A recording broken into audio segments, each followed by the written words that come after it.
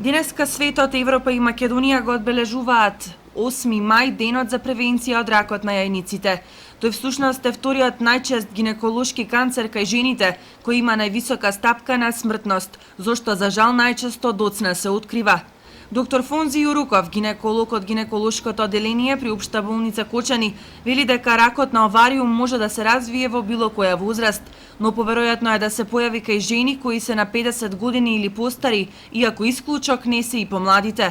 Повеќе од половина од случаите се кај жените кои се на возраст на 65 години и постари, а една од причините за доцна откривање на ракот, кој може да заврши фатално, е нередовното користење на гинеколошки преглед. Карциномот на јајникот малку потешко се детектира, така што најчесто детекција на тој карцином е преку ехо преглед.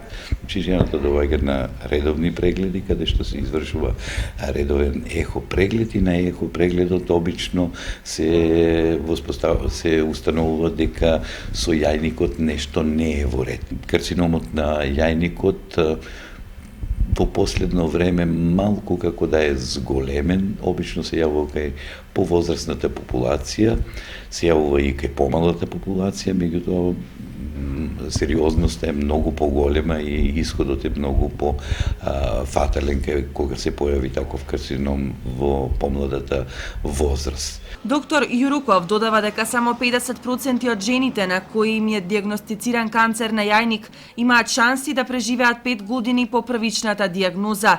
Тоа е како резултат на напредната фаза на ракот. Со раното откривање обстанокот на 5 години потоа, диагнозата може да биде 95%.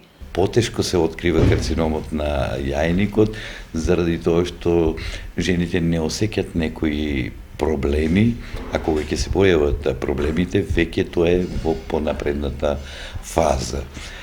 Така да апелирам до сите жени редовно да одат на гинеколошки преглед, каде ќе сигурно и ехо прегледот присутен, за да може да се избегнат такви несакани последици. Бројките се во пораст и се застрашувачки. Така, според статистика во Македонија, инциденцата за карцином на овариум изнесува 6,3% или 12,8 од случаите на 100.000 жители, додека морталитетот изнесува 8,7% или 5,4 случаи на 100.000 жители.